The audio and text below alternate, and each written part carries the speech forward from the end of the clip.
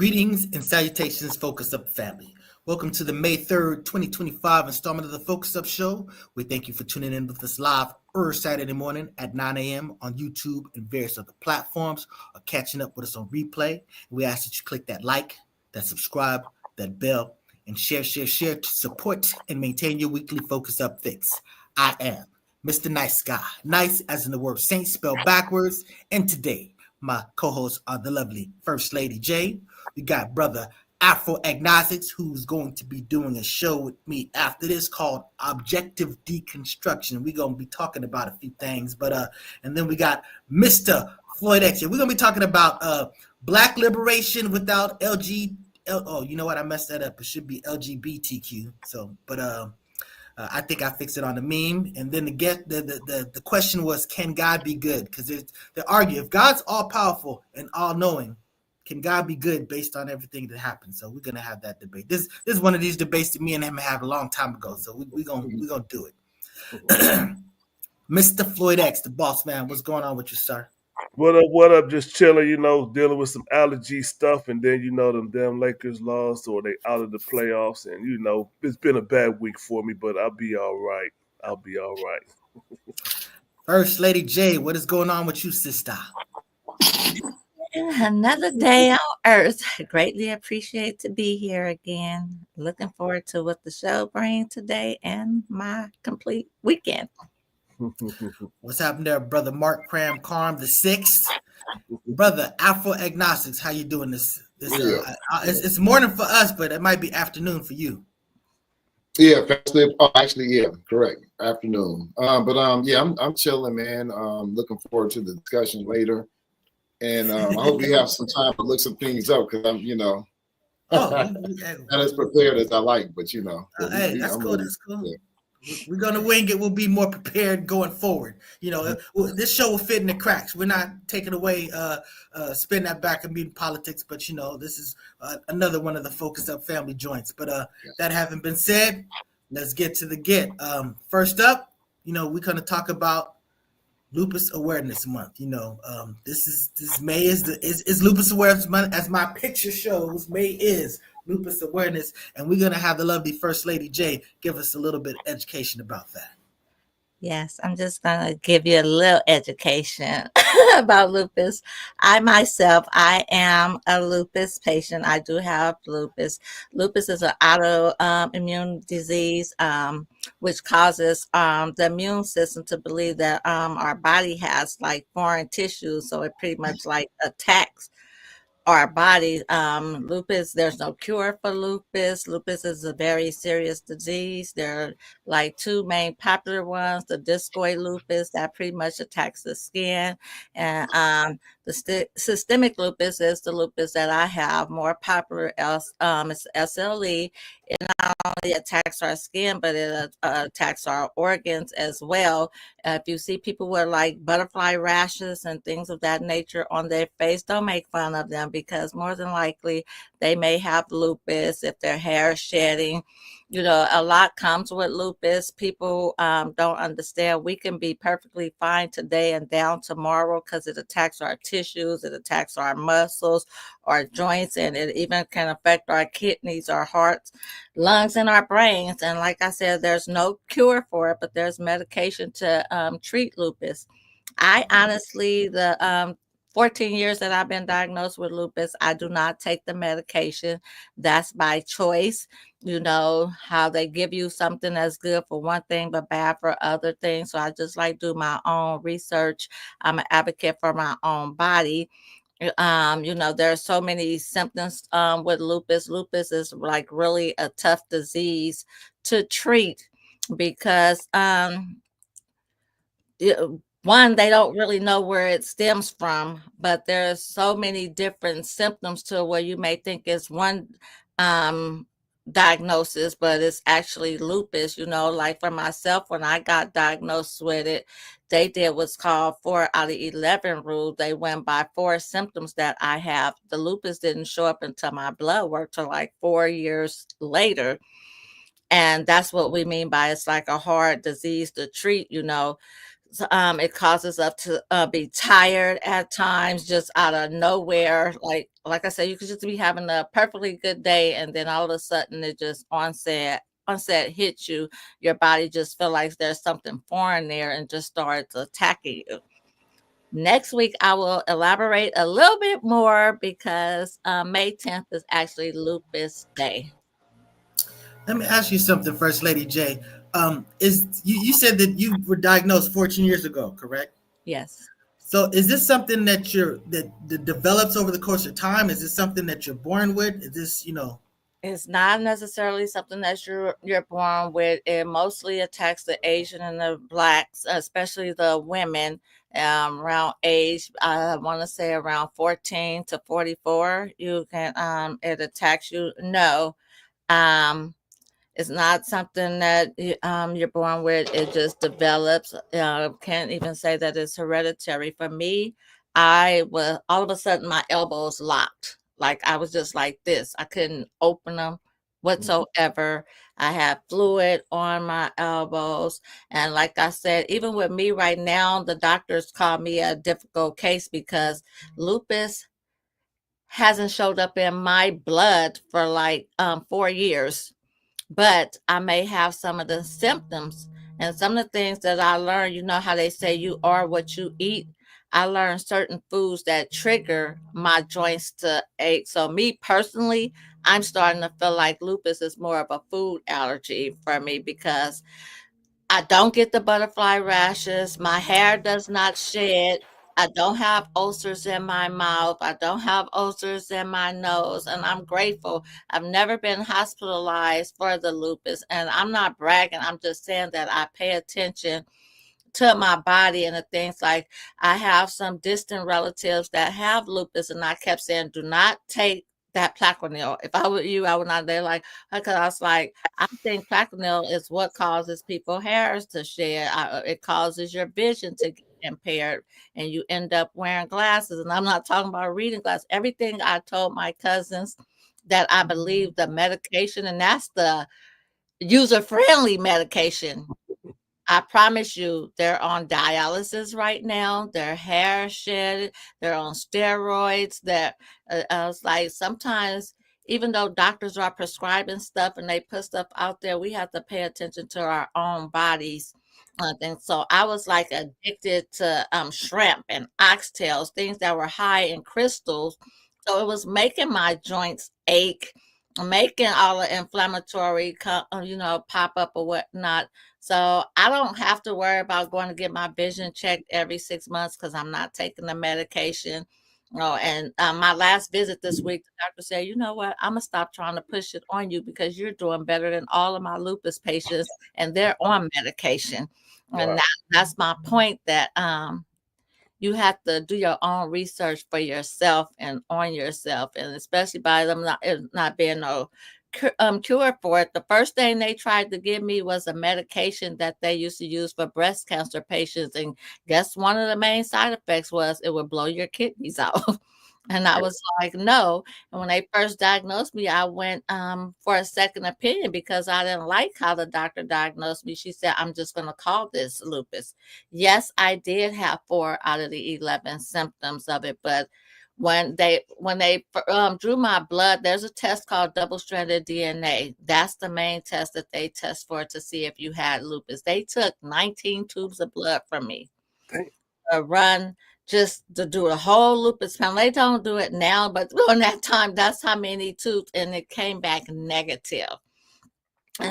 So I don't swell up. I don't get all the swollen. I'm just grateful. So I try and veer away from those foods that I feel like is causing me to trigger, and I just refuse to take that lupus medicine. And I pray that there's a cure for it one day. I was saying stay away from them sea roaches. Yeah, but anyways.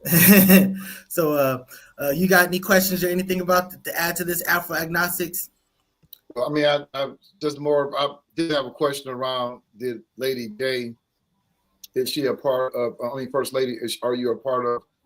A group of women who have lupus, or people that are also patients? because sometimes I know best share practices get get shared in those type of groups and settings. Okay. I am a member of a online lupus group, and it breaks my heart to see what those people are going through. That's why I said I'm very grateful. I count my blessings. I do participate in the annual lupus walk, is usually in October. My sisterhood group, they are stepping up to come support me. I usually get a nice amount of people. COVID has slowed us down, but we back on track with it. And like I said, I educate those that I know, because people, when they have some certain ailments, especially with an autoimmune deficiency disease, they tend to feel like their life expectancy is not going to be that great.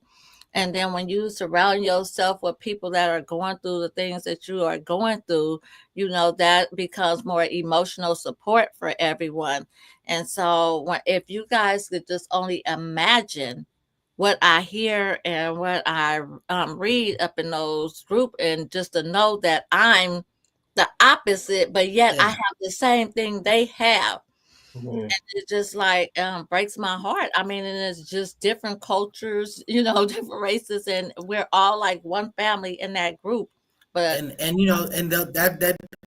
That's always a different perspective that gives you greater appreciation, because we all have our individual struggles, but the reality is the next person's struggles can just be way worse with just basic simple things. So all this stuff is perspective. But, I've heard that is more invisible amongst Black and Latino women, and they're often diagnosed later and not treated in the same way, or they suffer worse outcomes, generally speaking. So everyone I know that I know personally is a woman, a Black woman who has it.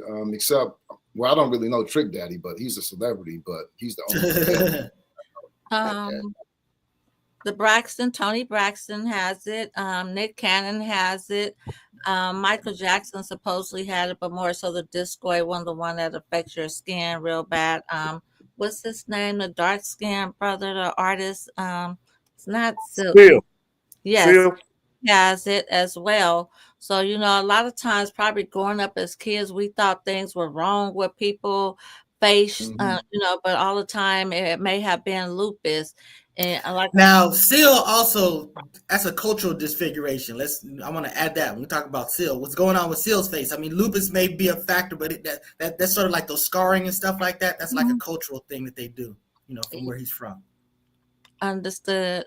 The discoid one also causes some scarring as well, and makes your skin change. And it's a complicated disease. Like I said, it's not the main thing that when it bothers me, I know either I've been doing too much, or it's something not ate. They said they gotta always diagnose me with lupus.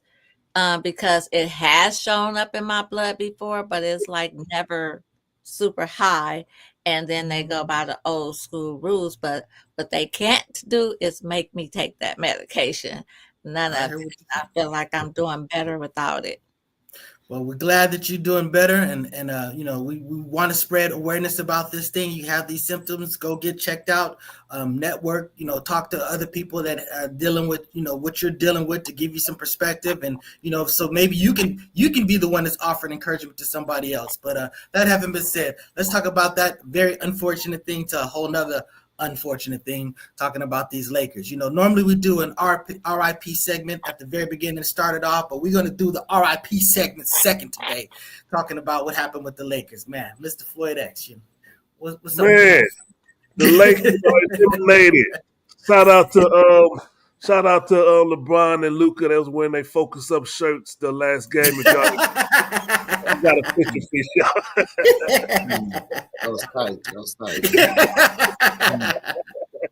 But man, I hate that they say this is the second year that they didn't make it past the first round, and people were saying that they in the rebuilding phase.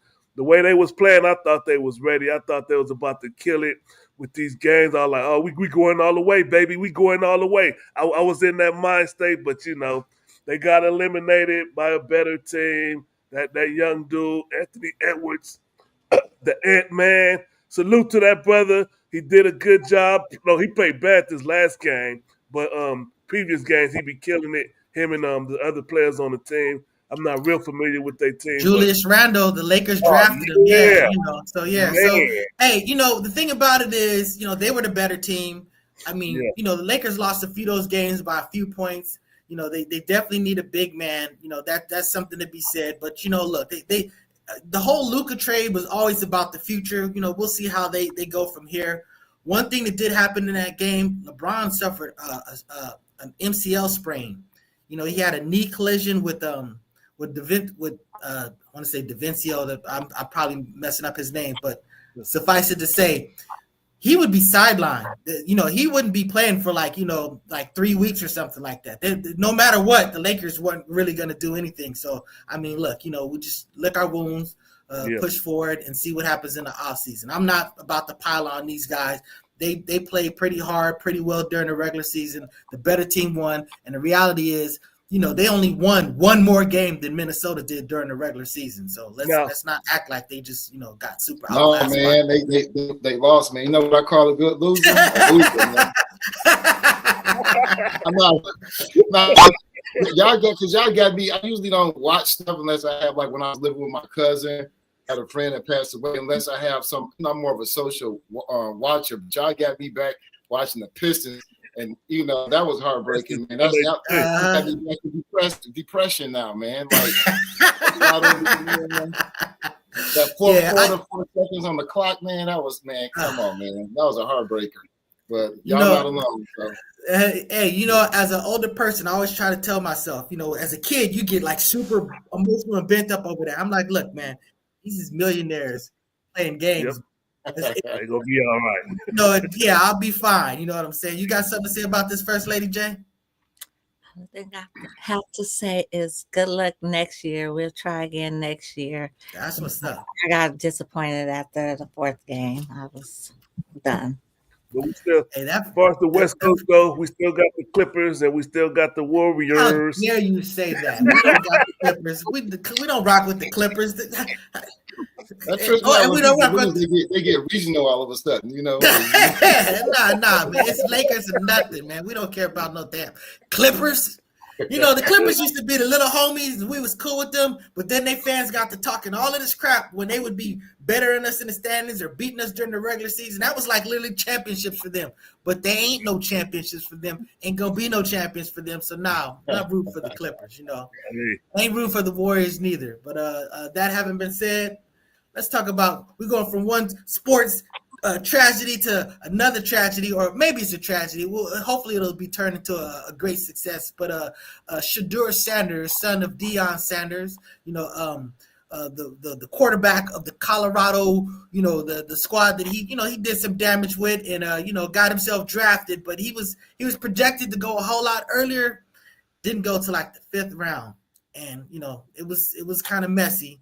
I know that one of the reasons why, he had a good chance of potentially being drafted by the New York Giants, but they sent him a package over there. They said, we're going to send you this and we want to discuss it. And he basically showed up and didn't look at it or nothing. The interview was just all bad. And they were just like, that's not what we're going to invest with, as far as our quarterback situation. And, he's got a lot of flack behind that, but when you're interviewing for a job, you know what I'm saying? This is the type of stuff that you got to do the work. So, but as far as the other teams, look, when I was looking at this draft, I never look at those draft. I don't care nothing about no NFL draft. I never watched them, never was interested. But, I said Titans #1 pick, but go ahead. Right. I don't pay no attention to it, but because it's Deion Sanders' son, I was interested. Okay, let me see what more success Deion gonna have and putting his son up out there in the NFL and all that. I think it was just a play to keep everybody's attention. That's why he failed. That's my opinion. And I know I forget that football player, Vince. I think it was Vince Carter. Well, that's a basketball player. It's a football. Yeah, it was a football player. I forgot his name. Chris Carter was talking about Shedeur Sanders lost out like to 30 to $50 million, because when you like a number 1 first-round draft pick, that's the price range you're looking at. But he said because he fell so far down, he going to miss out on that $30 to $50 million. That was disappointing to me. But I think the NFL, they played that because they wanted people to pay attention. They said this was one of the highest watched NFL drafts and all that stuff. But that prank call, that shit pissed me off too. That's the real key. So Yeah. you know that these people are vying for careers and future, and you know their hopes, and you know they've been basically working their whole lives for this special moment. Yeah. And some punk ass little kid gets a hold of his phone number and calls him with a fake ass, you know, selection, or at least, you know, gives it whatever. And then, you know, it's they filmed it. Yeah. You know what I'm saying? They filmed it and they thinking, oh, how this is funny. You know what I'm saying? And you're messing with people's lives. And it was already embarrassing enough that he was in the green room there on day 1, didn't get selected on day 2 type situation, you know. So he's basically waiting around till day 3, finally gets a call, you know. Well, actually, I guess that happened before, but still, the bottom line is, you know, super disrespectful. Honestly, I'm gonna take a chapter out of the Walks book. This is definitely some like fade type situation. You know, that dude needs his ass kicked. You know. Yeah. Now they actually find the Saints, or was it the Falcons or the Saints? They find the Falcons $200,000 a team for, you know, not securing that phone number and letting his kid get to it, and then they find the coach $100,000. I'm like, yo, man, they need to pay Shedeur. Get paying it to the church. You know, when they get fined in the sports, that stuff just goes to charity. They need to pay something to Shedeur. Yep, and shout out to Shedeur Sander. He was also wearing the Focus Up T-shirt. Much respect. But you know, I think, doing things. He's a dick and everything, maybe, but I mean, he's not even close to being the dick like his father was, and he still, you know, he got up and walked out of interviews, you know. So, you know, leading up to the draft, I don't think it's his attitude or him being a Nepo baby or anything like that. I think it's just kind of racism trying to get at Deion Sanders, because I think Deion Sanders is not just in the, he was like Allen Iverson, man, back in the day. He was like Ali combined. You know, he wasn't humble. He must be the money. Yeah, but she didn't give it up. El Poo probably deleted it. Okay, so this is kind of my theory too. I think he is kind of redistributing the power and the resources in the NCAA. I think that his presence, he took the Heisman winner dude from Hunter, Travis Hunter, and I think that inspires more former players, which are mostly black, to get involved on the collegiate level and redirect that money, because that's big money on the NCAA. So I think a lot of people are saying like his attitude, and I think is racism. Because if he were white, I think it would be different. You have to be more humble as a black person. Now, and because the Sanders are not humble. because called it a public whipping.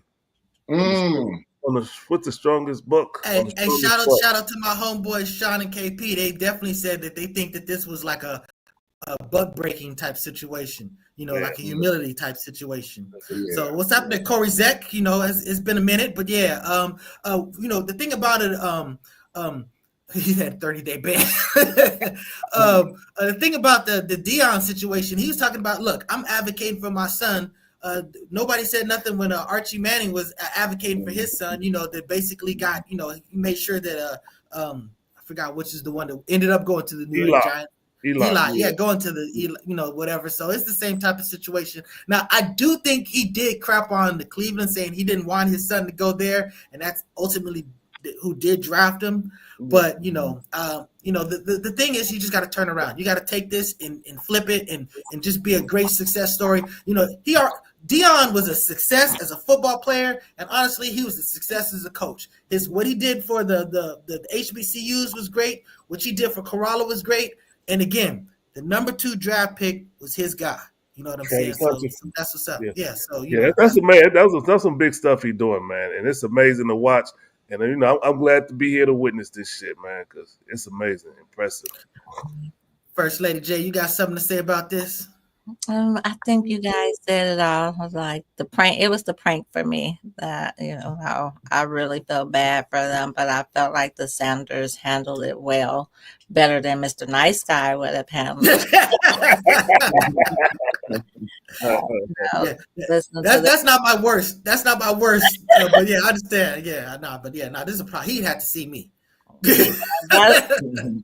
Even though I hear there were several other pranks, but that one just stood out the most, and to me, it was heartbreaking at the same time, and humiliating him as well with that prank. And I feel like, no, he's old enough to know better. He knew exactly what he was doing. They talking about kids just being kids, and no, that Yeah. was no. I'm not accepting that one.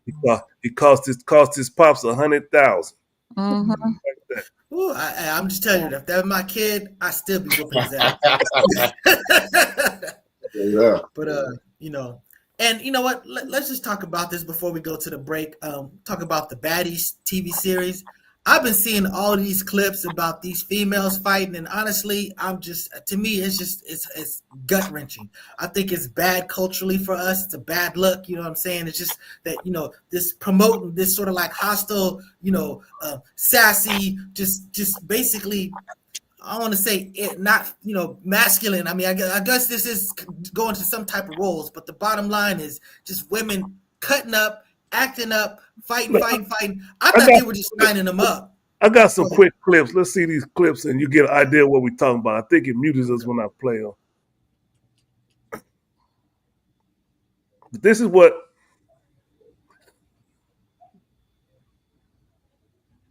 I mean, this is entertainment. People watching this mess, and it always pop up on my timeline when I'm on my phone and stuff, and I just skip past it. It gets old after a while, but some people find it entertaining. I think that I think one that never people kind of look at the participants in it, and they don't look at the producers of it. The producers. The first those type of that type of genre was created by white people in the 90s. I can't remember the specific name, but there was some old white guy from Mississippi, and everything else is like spin off those type of genres, and those genres are controlled by white people. You talking about like Jerry Springer? No, not Jerry. That was more of a talk show, but the reality show where you contrive these fake conflicts that you're generating these conflicts, and it's a spectacle. You're basically getting marginalized people, you're getting women, you're getting working class people, and you're exploiting them. Kind of like what's that circus show, Barnum and Bailey? Yeah. So I mean, I think that we should look at that in that same way. People are kind of looking at the act. They're not even actors, and that's the other thing too. They're not getting real money. They're being exploited because they don't have unions. They're not actors, and you're just in there to be a spectacle. And we should levy more of our criticism to the producers and the directors of these shows who are primarily men. But they all want to be like that Christiane Rock. Didn't she start out on one of these shows? Cardi B too. Cardi B, oh yeah, yep, Love and Hip Hop. And they get popular, so all of them are trying to fall in and get success off of that. And it's I know you say blame the producers and the male producers, but I think they just be throwing caca at the wall and hoping it sticks. First Lady Jane, you got something to say about this? Being a female, I'm not pleased at what I see. I don't even watch the show. I've seen a clip or two before of the women fighting. I just think about the power of money. So many women can just sell their souls to the devil. I care about my looks. I don't want to be scratched up. I don't want my hair pulled. I don't want to just be out there like no doggone animal for $5. When I look at these women, I'm calling them women on the show, but that's not really what I think of them. When you're a woman, you're going to carry yourself like a lady at all times. Real women act like ladies in the streets and in their homes.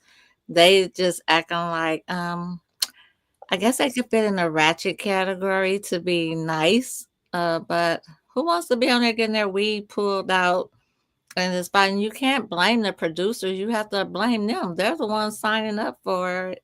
You know, the producers are not putting anything to their heads, no guns. I'm blaming everybody. I'm blaming the people that watch. I'm blaming everything that's contributed to this. And look, I have some culpability in this because I thought they were just lining up females to fight, and that's what it was. And I thought that's ridiculous. But this is a spinoff of the Bad Girls Club, which my wife made me watch for several seasons. You know what I'm saying? And I mean, really what they do is emphasize cutting up and being bad, and it is inspirational to be bad to other people that are bad. They're like, ooh, they bad. They not as bad as me. So I'm just saying that all of this stuff is you know, I hate to say to create a role for women, you know what I'm saying? Because that's almost kind of where I'm going to say. But I mean, when I'm just talking about how you want to conduct yourself, even as a dude, as a grown-up, man, you just can't be out here just fighting just because someone says something stupid. You know what I'm saying? As an adult, you need to deal with conflict in a different way. But, you know, that's all I got to say about that. The first one, I think, was The Real World. That was in the 90s. MTV. Yeah, so I mean, they're looking at those Nelson ratings, you know, when they fight, things go up. And, you know, that's normally promoted. Hey, Mr. Flat X is the same way. Yeah, those girls, they can't do that by themselves. You know what I'm saying? It's the producer. Everyone is to blame, but I think the producers, the directors, the people with the resources who actually put this together, who rent the mansions, do all that where they stay and live. They're the participants come and go. It's the director, it's the genre that you know, is the big issue here. I mean, it is a problem. Like I said, it reminds me of I can't blame the people who have deformities, who, you know, they probably the only shot they had was going into the circus and being made fun of and being made mockery of. But I have to look at the producers of the show and those who bankroll it and give them the majority of the blame. Not saying that the participants don't get any of it. I do. I look at it like you look at Target or something. They can put their foundation up. They can open up their stores. But if we don't shop in there, they don't have anything. And that's how I look at this. The producers, the renting the mansions, all that, they can get all that. But if they don't have the participants, then you don't have anything. So let me ask you this, though. Would you rather some of these people stay poor or go into, because there's a possibility to make more money, to be financially successful? well, I'm gonna say this again. I'm not selling my soul to the devil. There's other ways to make money. Like, no, if that's the choice, yes, because they don't have to be poor. You know, if they can get out there and scrap and fight, they can get out there and fill out a job application. $5 an hour is better than $0 an hour because, like you said, they're not getting much money out there doing that. And let me ask you this. I'm going to ask all of you guys this. Would you want to date any of those women? Would you want to wife those women? Hell no. Okay. Hey, it's like it's like dominoes. They say hell no. On just a quick roundtable, how many people have watched because Flavor of Love, Making the Band, same concept? I mean, how many people have watched some of Flavor of Love was great TV. It was an absolute train wreck. It was nothing that I was proud of, but I was glued to the TV set. Gee, I couldn't watch the Flavor of Love. I was my goodness. At the same time, we're to blame too, right? The people that are watching this. Well, I'm not part of the Nielsen rating, so they don't actually get credit for me. So technically, no. Yeah, I understand what you're saying, but symbolically, yes, you're absolutely correct. You know. And I honestly don't watch the show. You never watched Flavor of Love? No, I'm saying the baddies. I watched Flavor of Love, but when I got I'm like, no, how could you guys? Like, and you know, Flavor, I'll tell you, and the thing about it is, I'm probably being a little bit hypocritical. When I was watching the Bad Girls Club, you know, I was like, when someone talk reckless to you, I'm like, yeah, whip their butt and stuff like that. It's like one of the females that's running this baddies thing. She was on the show that I was watching, and she got her ass whooped talking crap to somebody, and she beat her from pillar to post. And she earned that. But again, you know, we should be better than that. I'm just saying, I'm more mature now. Go ahead. One quick thing. I think this new a subgenre of this is this new 20 versus 1. I just wanted to put that in there too. And to be honest, I found myself looking at Aaron the Plumber. You know what I'm saying? Which is terrible representation. No different than I like Aaron the Plumber, man. I mean, I get it. I get the toxic masculinity, whatever. But I don't know, man. Something about that dude. I don't know. He strikes me as an honorable dude. Maybe his religious positions are not line with my. I say religious. I'm just saying that his concepts of how people should behave. Maybe I don't see perfectly eyed at that. But the notion of hey, if you talk reckless to me, just understand that this is how we this is on the back burner. This is how we can handle that. Again, in a major way. As adults, I believe you should talk stuff out. But as a man, you got to understand when a man talk reckless to another man, you just better beware. You know what I'm saying? An ass whipping is always an option. Not necessarily a good option, but a real option. So I don't know. I find him to be entertaining. I find him to be generally basically a good dude. You know what I'm saying? I don't know. I mess with Aaron the Plumber, but that's fine. Christian Rock.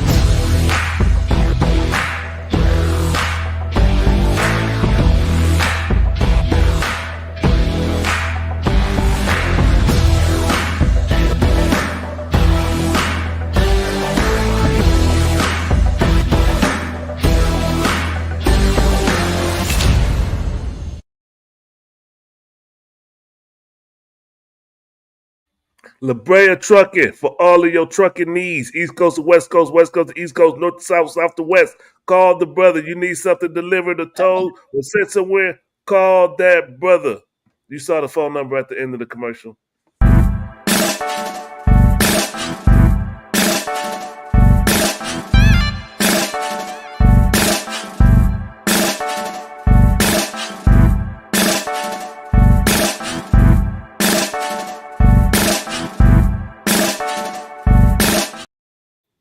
That is gobealive.org. Go get you some of that black honey. And if you want to get it in person, go to the Petty Vice in Venice or to the Afro City Marketplace at the Crenshaw Mall. Shout out, Sister Nidra.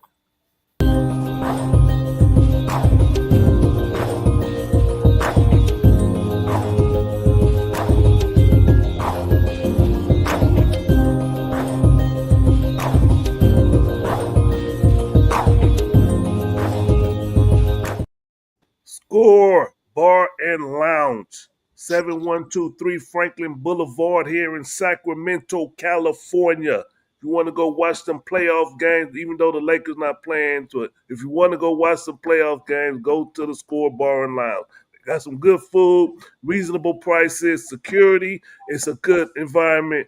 Go check them out.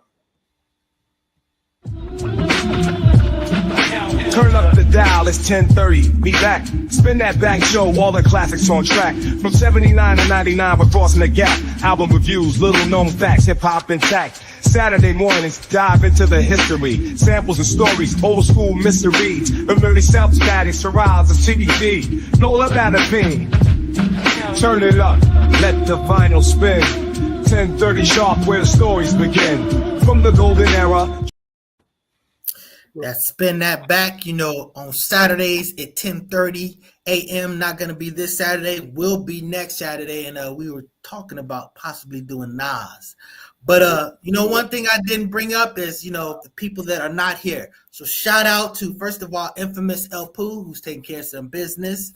Same situation with Brother Student X. He's taking care of some business. And Brother Walk as well, star of Sex Talk with Walk every Thursday at 9 p.m. and Student X, star of Mutant Politics, also in that spin that back 10:30 a.m. Saturday slot, when spin that back isn't. That having been said, what is going to be happening in a 10:30 slot is going to be me, brother, Mr. Nice Guy, and Mr. Afro Agnostics, and we're going to be having some objective deconstruction. That's what's up. With the LGBTQ.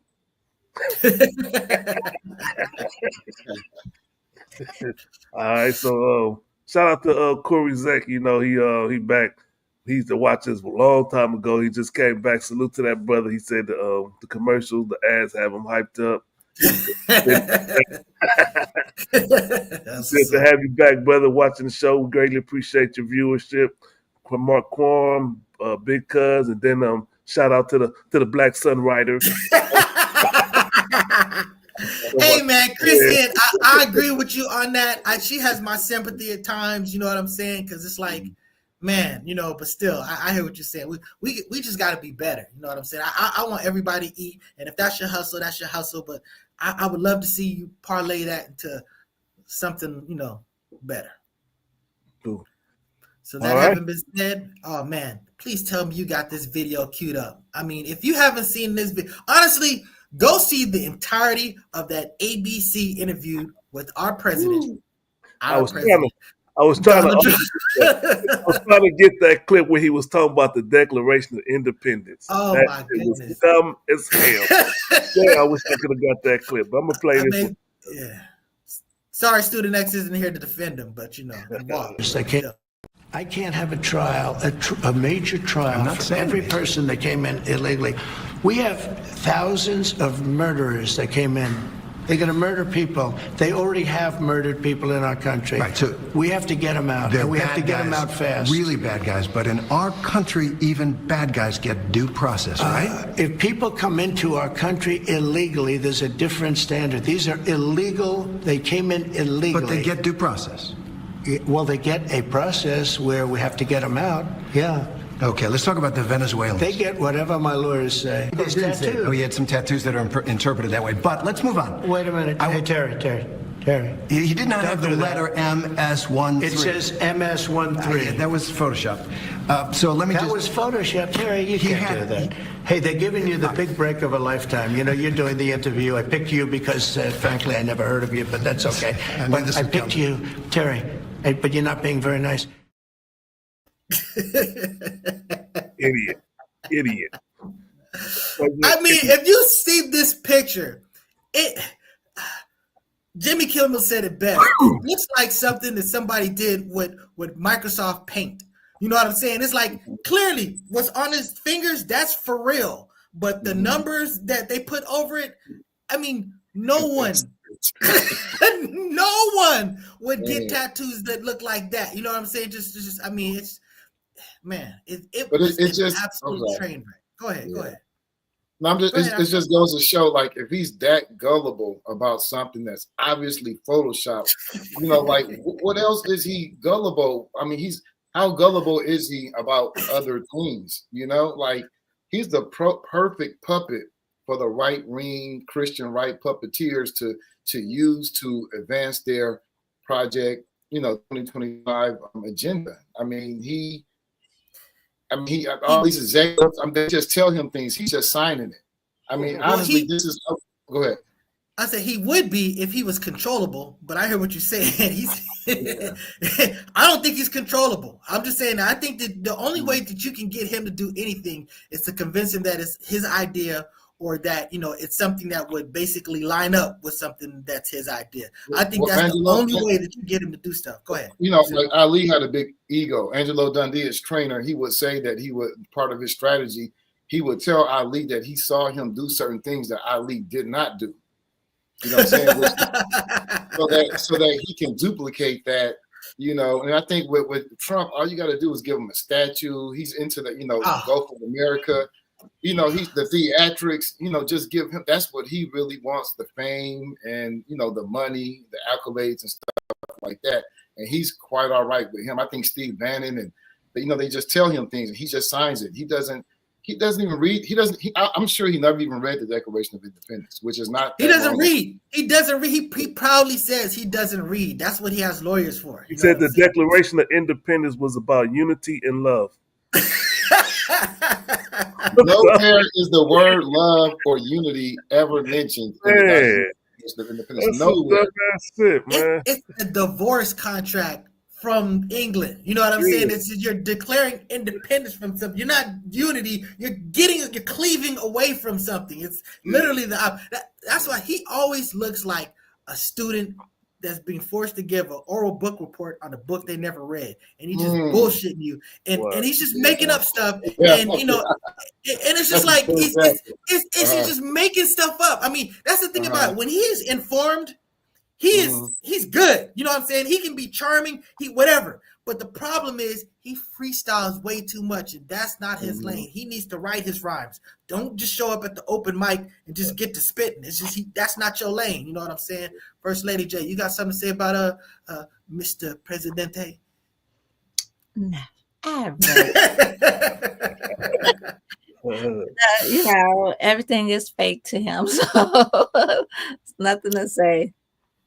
I love when I talk to my family though, man. My old aunties, they're old baby boomers in their 70s, and they say your president. You know, this is a thing that us as Black people, we kind of shy at each other. They say your president does, just to disassociate themselves from him. But like, he doesn't really even understand asylum. Like he talks about the Hannibal Lecter, the illegals and all of that stuff. He thinks that when they're seeking asylum, they had asylum where they were. He's thinking in terms of like an insane asylum. That's why he's talking about their release cases and mentally ill and criminals in the street. I mean, he really, that's where he's done. And he's being used by the Christian right ideologues to advance their agenda. And I think, honestly, this is a form almost in terms of him. I think it's a form of elder abuse. Like when the young people in the family, what I'm saying, the elder is on the deathbed, what I'm saying, so they get them to sign shit. And off. We talking about Trump. Let's get into his the big news this week was his 100 days of his presidency. What's y'all take on him being the president? His first 100 days. What kind of job do y'all say he's doing? Look, man, this tariffs thing is crazy. You know what I'm saying? You can say what you want. He's sitting there bragging about the money that it's generating, which is absolutely generating money. They've collected, billions of dollars doing this stuff. It will bring in money. That's what taxes do. Taxes bring in money. But that money got to come from somewhere. And where's it coming from? It's not coming from foreign places. It's coming from here. The people that pay the tariffs are the importers, businesses here. And then they pass those cost savings, whatever you want to call it, it's the opposite of savings, onto the consumers. The bottom line is, yes, the United States is making money off of this, but it's making money off of the citizens. It's making money off of the people, and then the people are dealing with the fallout from it. The people are going to be paying extra prices on stuff because someone has to pay for it. They're not just going to eat it. That's just how it works. That's business. Shit. Politics is simply who gets what, where, when, and how. And this is just like a redistribution. They're just taking more money from poor people, from working people, and redistributing that money to the upper class. That's all it is. It's just austerity under the guise of, we're stopping waste, fraud, and corruption. Again, I told you, we know what the executive department does the most of that. He's not even touching that. He's not even interested in that. He's looking at Social Security. He's looking at DEI. He's looking at those things that benefit, marginalized people or the average person. And, and that's pretty much what Trump is doing. I mean, he's just a figurehead. Think about that. The Billionaires Club, you think that they're going to have like the regular people's interests?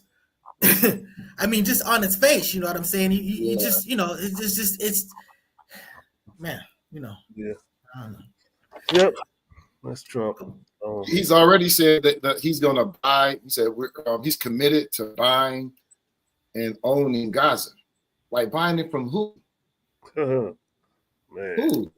Yeah, I mean. Now, I will say that look, he's offered up some things that I do agree with. Like, I mean, I know that immigration is an issue. It should be handled after a fashion. It should be handled better than perhaps he's handled it. Definitely the situation with Abrego Garcia, Kilmar Abrego Garcia. I mean, that's just he's just doubling down on this stuff, and that's ridiculous. But securing the borders, that's, to me, I think that's an honorable thing after a fashion. I think that the way that he's doing it might be too heavy-handed, but this is something he's doing what the people voted for. I mean, he's not surprising you about the tariff thing. He ran on that. So I mean, it's kind of ridiculous to really when he's doing the thing that he said he was going to do, and it's causing all this chaos and stuff like that. I mean, you kind of got what you bargained for. But of course, a person like me, I didn't bargain for that. So that's the why 92% didn't vote for him. That's what I'm talking about. so that's why, I'm a bust. Yeah, 87% of black people did not ask for this. I'm looking at the billionaires. The billionaires, they're taking the money, not the immigrants. The immigrants are. That's a non-issue. They get no federal benefits, none, zero. They're not eligible, but yet they're paying. They're paying. Yeah, exactly. Yeah, they're paying. Yeah. So and not to mention the fact it's just the labor. Some of these industries are like, look, no one else is going to do this work. We need them. That's why when they were bringing those Haitians that were allegedly eating dogs and cats, they brought them over to do that work, and they were happy with the work that they were doing. Those were model citizens, model contributories. You know what I'm saying? Even if they weren't legal, they were legally there, but you know what I'm saying? They were immigrants. But he just wants to chop all that stuff, cut all that stuff off without any regard to how that's going to affect the businesses that rely on that labor. So, and I know you said you have nothing to say about this, Miss First Lady J, but I still got to give you an opportunity. I mean, is there anything that you've seen him do that you think that's been good over the last 100 days? I mean, everybody's got to do something right? Keep his mouth shut. Honestly, I just feel like the whole 100 days, I just felt like Trump foot has been stuck on our necks. So it's really, I don't have anything good to say, and you already know that. I know I'm not pleased about things that he's doing. I know one thing for sure: Trump is not a dummy, but he's definitely an idiot. Here we go. That's what's up.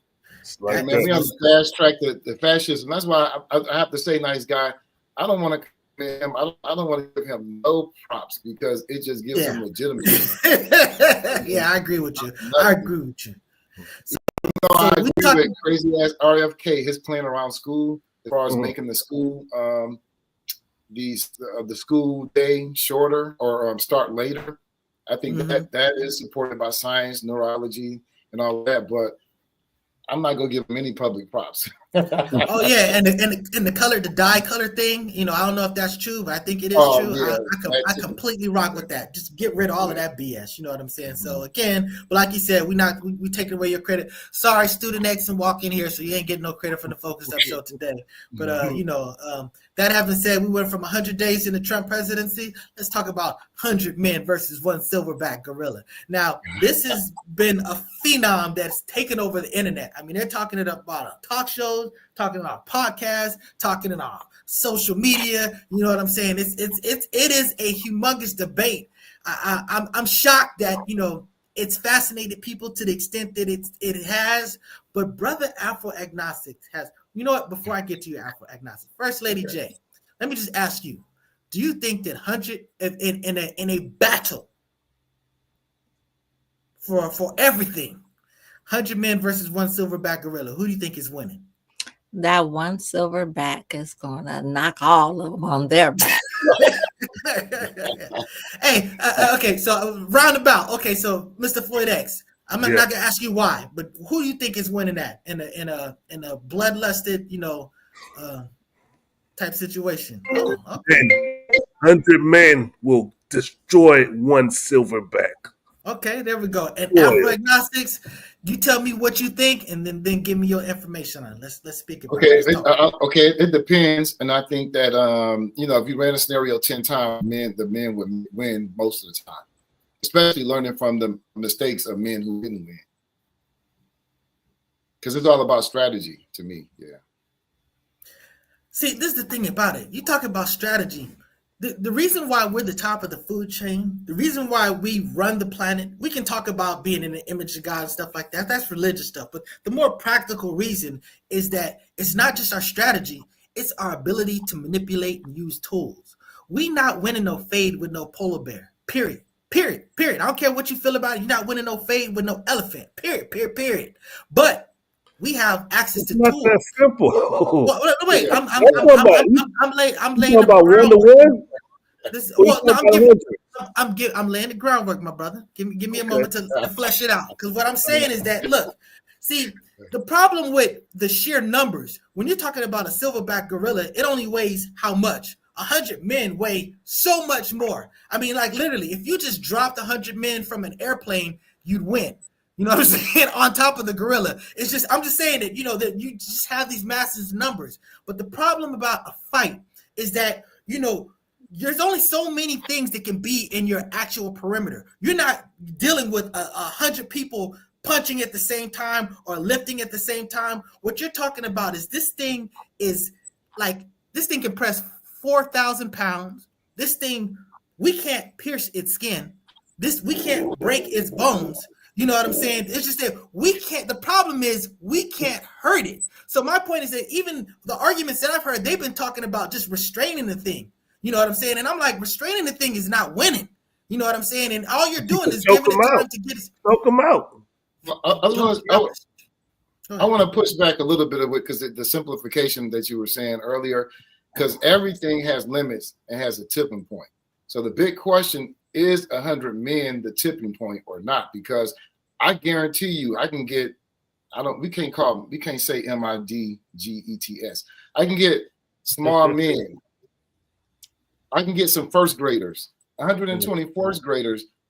Let me ask you this: do you think you can beat 120? I would destroy 100 kindergartners, man. I'm telling you, my ass. I'm just telling you, I would destroy. But there will be a limit. I don't think that's true, but you agree that there will come a point where where you can't win, right? Well, see, this is my point.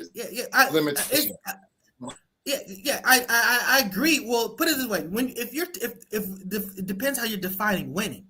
Because to me, I was thinking about defeating. I'm talking about, because it's about hurting. As far as restraining, I mean, in theory, you just basically all smother the thing, you know, whatever. I mean, I suppose in theory, but what's happening is that, well, that's not a victory, because what it's doing while you're on top of it, it's digging its way out of there like freaking Uma Thurman and freaking Kill Bill. You know, it's in the bottom line. It's just scratching the kill. We're talking about a gorilla. We're not talking about King Kong. They're inflating all these statistics, man. A gorilla, the average height is not even 6 feet. It's 5'7". It ate 350 to 400 pounds. I don't care how big you are, how, you know, you're part of the animal kingdom and you have a heart. And there's a thing called maximum heart rate. I don't care how, if you're not getting enough oxygen in your heart, if the lactic acid in your muscles are not residing, you ain't shit. You just a big flop of meat. And there is strategy to exhaust their heart, to make them, in the wild, they only fight 30 seconds to 45 seconds. You know, some men are going to die, and some going to get injured badly. Some ain't returning. Yeah, some ain't coming back to that battle. Yeah, and in the end, the men will overcome that thing. What's funny to me, well, you know, I used to love to hear the argument, you know, this thing is just going to run. It's going to see 100 people run. I agree. It's going to see 100 run. But we're talking about something that's cornered and has to do something. Well, you know what else is going to run? After 10 people get mauled, 90 people going to run. That's what I was waiting to hear. Yeah, exactly. So I was waiting to hear that because I was conversing with someone and they made a valid point about mentally it will mess up the man when they see what that gorilla does to the first few that take on. So how are you still going to approach them after you see something like that? And I was waiting to hear that. Well, that's subjective. You know, we you know, you brought up fear. Like the gorilla too has fear, seeing all these people. I put up a video the other day of a gorilla running from a geese. You know what I'm saying? Just running, just scared as shit. You know, jumping on the tree. So I'm just saying, like, you describe it. That's, you know, what's the term when they attribute human attributes to animals? I forgot, anthropomorphism or something like that. You seeing it run from that geese and you associate it with fear, like fear for its concern. I think there might be something else going on. It's sort of like elephant and mice. You know, they may have like some concept or whatever, but it's probably not the type of fear that you're projecting on it. But hey, you brought up a great example. You said that you've seen videos of chimpanzees. I think it was chimpanzees. Oh, right? Yeah. Wildlife experts have observed chimpanzees in the wild, a troop of 20 attack and kill silverbacks. Yeah, exactly. Now, And each then one we of those know and you know what one chimpanzee will do to one human being. but 4 or 5 human beings have been observed in the zoo setting restraining chimps. So, I mean, that's why I'm saying mathematically, it does pan out. It should be. Wait, do it with their hands? I believe so. No, they use it. That would be reckless. That's my point. When we restrain animals, we use the darts. We use all these type of things. We're not just basically lathering up and going with our shirts and with our hands. I'm telling you, we have advantage on these animals with our intelligence, whatever. But once you decide to not do this with your bare hands, now your motivation is machismo. And that machismo is going to be your undoing, because that monkey, after it takes down 10 people, he's gonna take your machismo and he's just gonna tear it up and throw it away. That ape, he's gonna take your little machismo and he's gonna twist it. This is gonna be what it's gonna be. You agree that the gorilla has vulnerable points, though, like everything else, right? I think that if you can get to its eyeballs and its I don't know if it has testicles that you can get access to, that those would in certain situations would be, but if you could get to their eyes, the problem is getting to their eyes. Yeah, because I'm just saying, this is a moving target with teeth and claws and all this stuff around it. It won't be moving that much after 5 minutes of fighting, and you can use a strategy. 5 minutes. I after 5 minutes, if human beings are still alive, they'd win. I don't think they're making it to 5 minutes. Come on, I don't think they're making it to 5 minutes. Killing 10 human beings per minute or 20 human beings per minute. Come on now. I think it can kill. I think it can win the battle. And again, the monkey doesn't have to kill everybody to win the battle. I think that monkey wins. Huh? Ape. Sorry, I keep saying it. That ape doesn't have to kill 100 people to win this battle. I'm saying that there will be some tapping out after the mauling, but it will they can destroy a human being with one swipe. There's going to be swipes. It's going to take down 10 people. The gorilla is dumb though. I'm saying like that. Like we can it's brains over brawn. Like there's a strategy called rotation exhaustion, where you get like 10 or so surrounding him. And then there's another wave of 10 behind them, or another wave of people, maybe 20 behind them, another wave of 30. And what you do is confront the gorilla. When the gorilla lashes out, we run at about the same speed you run. The other people contract, and you just keep doing this. You basically just wear it out. You make it reach maximum heart rate, so many heartbeats per minute. That is unsustainable. Once it's tired, you start to go in. And there's nothing. You've been in martial arts. You've been boxing. If you're not in condition, you're not in shape. There's nothing you can do but sit there and get. And again, you're projecting the best of health and shape on this 100 men and stuff like that. I get that, but I'm just saying that you can rest. That's what the wave is for. People in and out. When you talk about martial arts, this is the thing that gets me. Bruce Lee would always talk about, we have all these theatrics with swinging and all this other stuff. Mm-hmm. Really, what you want to do is decrease. You want to basically to make it to its simplest thing. Dumbness is really not going to be an issue as far as it doing its striking and attacking and doing the damage. I mean, this is something it fundamentally understands. So again, I think that what's going to happen, it's going to kill a whole bunch of human people, and then it's going to break the rest of them.